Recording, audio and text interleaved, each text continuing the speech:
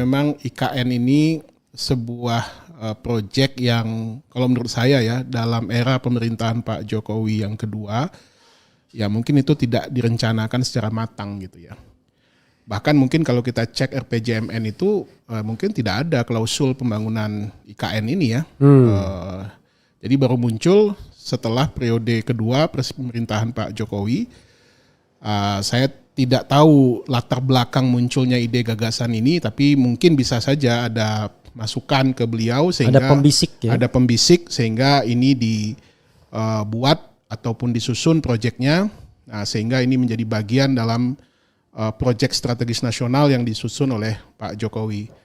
Nah, sebenarnya kan ide pembangunan ibu kota ini kan tidak datang tiba-tiba ya, sudah ada semenjak zaman Bung Karno ya, Presiden Soekarno, Presiden pertama.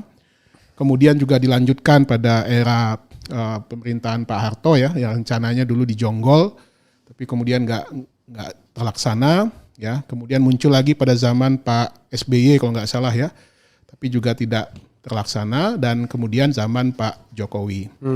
Nah, momentum inilah yang mungkin ya kalau dugaan saya dimanfaatkan oleh Pak Jokowi untuk membangun satu legacy peninggalan di mana dia nanti akan dikenal sebagai presiden atau bapak bangsa yang memindahkan ibu kota gitu. Bapak pemindah ibu kota. Bapak pemindah ibu kota gitu. BPI ya. BPI. Nah, cuman dilalahnya nih Bang Refli ya, pada saat yang sama 2020 kita kena COVID. Ya kan? Nah, kita tahulah ya dunia mengalami persoalan yang dahsyat pada waktu itu ya, tidak hanya dari sisi kesehatan ya, sosial, tapi juga parahnya dari sisi ekonomi. Bahkan dari sisi fiskal kita kan berhutang sampai 1.000 triliun Bang untuk membiayai penyelesaian COVID ini dan pemulihan ekonomi nasional PEN 1, 2, 3. Yeah.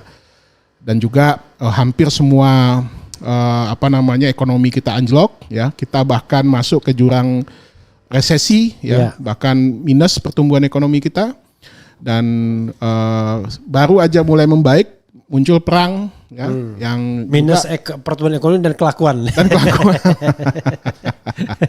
Nah, jadi ini satu momentum yang menurut saya itu tidak kurang tepat kalau ini terus dipaksakan gitu ya, apalagi penyusunan Bang Refli tentu mengikuti, paham sekali penyusunan undang-undang IKN itu dilakukan pada saat COVID kan. Ya. Yang seharusnya itu undang-undang itu adalah merupakan bentuk menampung aspirasi publik ya, visi kita ke depan seperti apa dan lain sebagainya. Ini hanya disusun, dirancang kurang lebih mungkin 3 bulan atau 6 bulan nggak sampai kali Bang. Ya, yang seharusnya ini bisa menjadi satu satu gagasan besar lah gitu ya. Tapi dengan memanfaatkan situasi COVID ini disusun undang-undang IKN ini dan kemudian disahkan oleh DPR. Dan kita lihat alokasi anggarannya juga tidak main-main nih Bang Refli. 460 triliun. 460 triliun untuk durasi berapa lama itu? Ya, itu sampai 2045. 2045 ya? Ya, okay. Sampai 2045. Biar Sobat Era nggak salah ya, 460 triliun. Dari 460 triliun ini kan dibagi 3 ya, di breakdown atau dibagi 3. Ada yang nantinya itu dibiayai oleh APBN, ya, itu sekitar 80 triliun lah ya kurang lebih ya, atau nilainya sekitar 20% dari total 20% dari total keseluruhan biayanya tadi ya. Yang 460 tadi. Ya. Okay. Nah, yang kedua dibiayai oleh BUMN dan BUMD itu sekitar 132 triliun atau tepatnya 28%. Dan yang ketiga dengan skema kerjasama pemerintah dan badan usaha. Ya, artinya seperti swasta, public private partnership lah, pemerintah dan swasta gitu. Baik swasta asing maupun swasta nasional. Betul. Nah ini cukup fantastis sih, 253 triliun atau sekitar 54%. Mayoritas. Ya. Nah berarti kan ketika ini disahkan, pemerintah sudah harus berusaha mengejar ataupun mengundang banyak investor ya, untuk bisa masuk ke IKN. Teruskan. Jadi inilah yang kemudian menjadi sumber ataupun pembiayaan ya. Nah, sampai sejauh ini Bang Refli ya, setahu saya ya dari beberapa informasi yang kita dapatkan, memang sebagian besar masih dibiayai oleh APBN. Bahkan dana APBN itu sudah masuk sekitar 80% atau kurang lebih sekitar 70 triliun. Untuk pembangunan. Jadi dalam APBN itu kan dia bikin bertahap kan 2022 ada sekitar 5,5 triliun, 2023 sekitar 27 triliun, 2024 sekitar 39 triliun, tetapi yang sudah terpakai sampai saat ini sekitar 4,8 triliun atau 12%.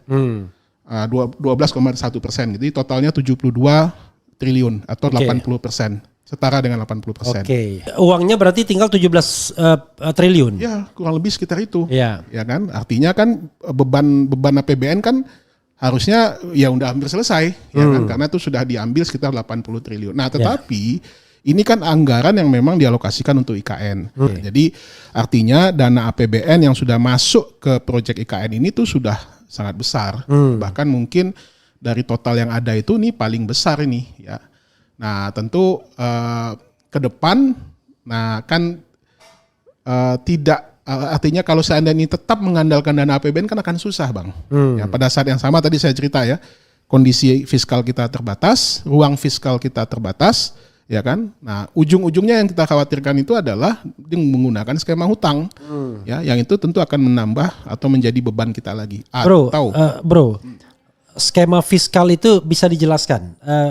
Kontur APBN kita untuk 2025 misalnya. Ya, jadi APBN kita kan ini untuk 2025 belum, Bang, karena kan belum ada notanya kan nanti baru Agustus, 16 Agustus dibacakan. Tapi kira-kira ya mungkin sekitar 3.200 3.300 lah ya. Nilai total APBN kita yang akan kita gelontorkan nanti untuk belanja kita. Nah, dari sana kan sebenarnya yang sifatnya mandatori, wajib kan tuh sudah banyak, sudah ada bagian-bagian ya. Misalkan anggaran pendidikan 20%, itu udah nggak boleh diganggu gugat. Kemudian anggaran transfer ke daerah, ya setiap tahunnya itu mungkin ya kisarannya sekitar 800 triliun lah, itu nggak bisa diganggu gugat gitu ya. Itu sudah ada alokasinya gitu ya. Nah, sehingga dari anggaran-anggaran mandatori itu yang memang benar-benar bisa dioptimalkan oleh pemerintah itu menjadi sedikit, Bang. Kira-kira Tipis lah berapa? gitu ya. Kira-kira. Selain anggaran wajib tadi ya mungkin masuk nanti belanja pemerintah, belanja pegawai, belanja barang, belanja modal segala macam. Nah, sehingga itu akan menjadi sangat sedikit sekali ininya gitu. Saya tidak tahu persis ya berapa yang bisa dimanfaatkan, tetapi nanti itu kan masuk ke dalam belanja yang bisa dialokasikan oleh pemerintah gitu. Oke. Nah. Teruskan tadi. Kemudian bagaimana kemudian menutup kos yang pertama sebenarnya bukan soal cost ya. Ada nggak yang Anda merasa aneh dari komposisi pembiayaan IKN itu? Iya, makanya ini Bang, tadi yang saya sampaikan tadi, karena IKN ini kan dibuat dengan siklus politik, Bang. Ya kan? Artinya pemerintahan Jokowi hari ini yang akan berakhir 2024 dia harus menyelesaikan tahapannya mungkin sampai tahapan tertentu, ya kan? Nah, tahapan tertentu ini kan dinilai dengan rupiah nih kan. Nah, sehingga inilah yang kemudian akan membebani.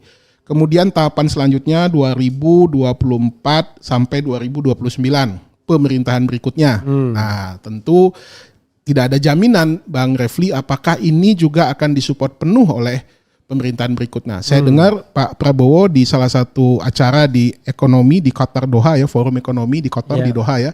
Dia mengatakan dia akan supply untuk IKN ini sekitar 30 miliar US dollar selama 30 tahun. Selama 30 tahun? Ya, artinya 1 miliar US dollar per tahun. Per tahun. Nah, kalau 1 miliar kita pakai kurs 16.000, kan belum berubah kan Bang? Iya. Sedikit lagi udah 17.000 ya. Iya, 16.500 udah pernah tercapai. Nah, jadi sekitar 16 triliun per tahun gitu. Nah, ya ini anggaran 16 triliun ini ya kita juga kalau seandainya kita pakai skema yang tadi tentu sudah berlebih dong, ya kan? Nah, mungkin ini bisa saja dimasukkan ke dalam anggaran-anggaran kementerian ya untuk pembangunan infrastruktur, untuk pembangunan jalan, untuk pembangunan sumber daya alam dan lain sebagainya gitu. Tapi janjinya Pak Prabowo 1 miliar US dollar per tahun gitu.